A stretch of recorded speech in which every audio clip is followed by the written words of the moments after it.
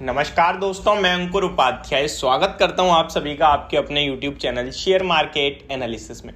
दोस्तों, कुछ ऐसे स्टॉक्स होते हैं जो बाजार में कभी आपको पैसा बना के देते नहीं है, सामने ऐसा लगता है लेकिन इनफैक्ट वो पैसा बना के दे रहे हैं आपको, वो आपको कंसिस्टेंटली आपको पैसा बना के दे रहे हैं। कौन सा ऐसा स्टॉक है जिसके बारे में आप सभी के साथ बात करने वाला हूं? आपने थंबनेल पे क्लियरली पढ़ लिया है, IRFC फ्यूचर मल्टीबैगर, राइट। इस स्टॉक के बारे में बात करूं तो इस स्टॉक का IPO 25 to 26 के प्राइस बैंड में था। 26 का इसका हाईयर प्राइस बैंड था। जिसने भी IPO खरीदा उसको आज तक पैसा बना नहीं है स्टॉक प्राइस देख के। अगर आपको आपकी पोर्टफोलियो में कभी भी वो हरे निशान में शायद नहीं आया है, इंट्राडे बेसिस पे एक बार जरूर आया है। लेकिन एक्चुअली में इस स्टॉक के बारे में मैं आप सभी के साथ बात करना जो चाह रहा हूं, वो इसके पीछे का रीजन जो है वो ये है कि स्टॉक अभी रिसेंटली एक्शन में आता हुआ दिख रहा है। सारे रेलवे स्टॉक्स एक्शन में आए, चाहे वो राइट्स हो, इरकॉन इंटरनेशनल हो या फिर वो रेडटेल हो। अब IRFC की भी अगर पर्टिकुलरली बात करूं तो एक महीने में, इनफैक्ट 15-20 दिन में ये स्टॉक 10-15% चल गया है।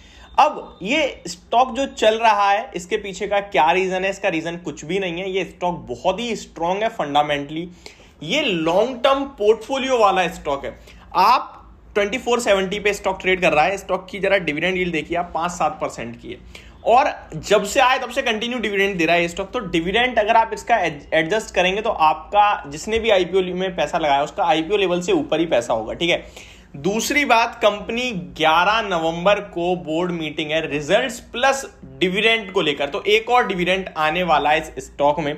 इसीलिए ये स्टॉक कहीं ना कहीं आपके लिए नजरों में आता हुआ दिख रहा है, आपकी कहीं ना कहीं फोकस लिस्ट में समय ऐड हो गया होगा।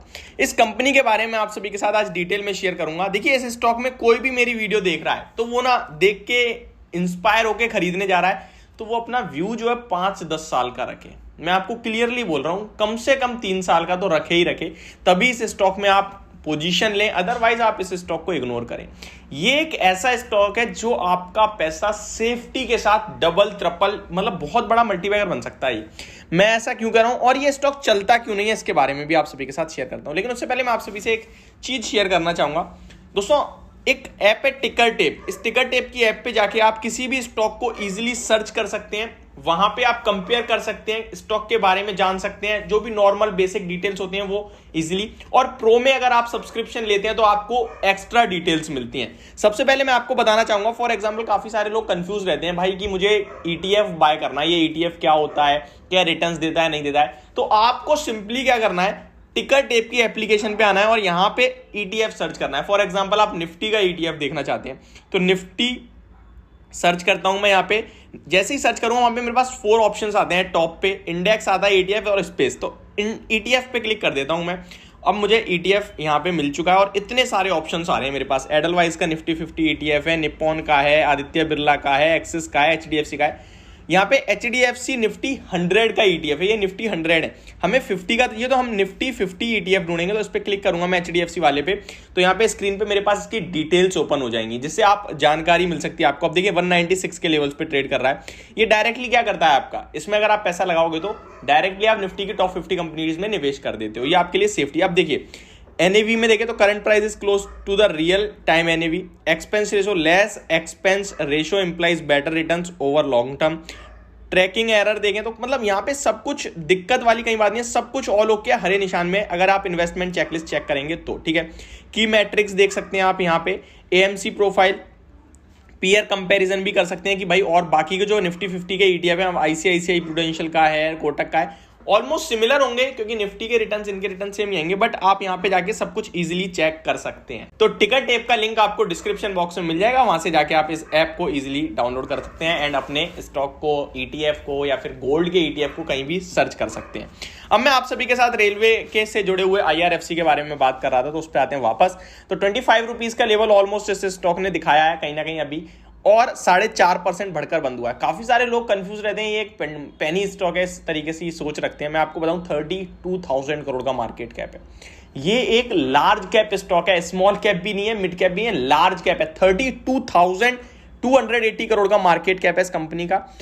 26 इसका 52 वीक हाई है, 19.30 का 52 वीक लो है। सबसे पहले मैं आपको ये बताता हूँ स्टॉक चलता क्यों नहीं है। इसके पीछे का रीजन है इसकी शेयर होल्डिंग पैटर्न। अभी भी सरकार के पास मोर देन 75% का स्टेक है, आगे चल के इसमें OFS आएगा, इस चीज का डर है बाजार को और इसीलिए स्टॉक चलता नहीं है। आगे बढ़ते हैं। रिटर्न ऑन इक्विटी 15.8% की है, रिटर्न ऑन कैपिटल एम्प्लॉय 5.11% का है। इस तरीके के स्टॉक्स में रिटर्न ऑन कैपिटल एम्प्लॉय कम ही होता है। डिविडेंड 6% की है, बुक वैल्यू पर शेयर 31 की है। अंडर वैल्यू स्टॉक है ये, यहां आती है असली बात सामने। अंडर वैल्यू स्टॉक आपको मिल रहा है, इसीलिए मैं कह रहा हूं ये आपको लॉन्ग टर्म में काफी बड़ा पैसा बना के दे सकता है। इस स्टॉक की बात करें तो 1500 करोड़ का प्रॉफिट कंपनी ने मार्च में करा है, 1662 करोड़ का प्रॉफिट जून में करा है। तो प्रॉफिट इसका इतना बड़ा है ना कि जितने बड़े लोगों की मार्केट कैप होती है पेनी स्टॉक्स की, तो ये पेनी स्टॉक समझने की गलती बिल्कुल भी ना करें। बहुत ही क्वालिटी और बहुत ही तगड़ा स्टॉक है। 2015 में इस स्टॉक का प्रॉफिट 758 करोड़ का था, 2022 में 6000 करोड़ का प्रॉफिट है। अब आप समझिए ना अगले 5 साल में स्टॉक का प्रॉफिट कहां जाने वाला है, मार्केट कैप कहां चला जाएगा। 700 वाला 6000 हो गया, ऑलमोस्ट 10 टाइम 8 टाइम तो मानेंगे ही ना। अब मैं 6000 वाले को अगर 5 टाइम्स लेके चलूं, 30,000 करोड़ पे लेके जाऊं इस प्रॉफिट को 5 साल बाद, तो मार्केट कैप 30,000 वाला कम से कम 1,20,000 करोड़ तो होगा ना।